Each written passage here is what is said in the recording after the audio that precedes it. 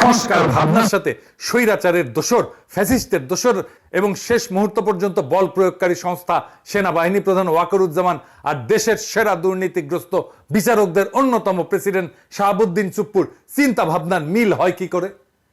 আমি দেখতে পাচ্ছি সুশীল সমাজের একদল মানুষ অন্তর্বর্তীকালীন সরকারে ঢুকে পড়ে নিজেদের সামাজিক অবস্থানকে আরেকটু মর্যাদাপূর্ণ করে তোলার প্রতি বেশি আগ্রহী। তারাই তো মনে করছেন মরহুম প্রধান বিচারপতি শাহাবুদ্দিন আহমেদ, হাবিবুর রহমান, লতিফুর রহমানের তত্ত্বাবধায়ক সরকারের মতো এটা 3 মাস মেয়াদী একটা মসৃণ যাত্রার কার্যক্রমের মধ্যে সীমিত থাকবে। জি না, আসলে এই তত্ত্বাবধায়ক সরকারের মূল সংকটটা কি?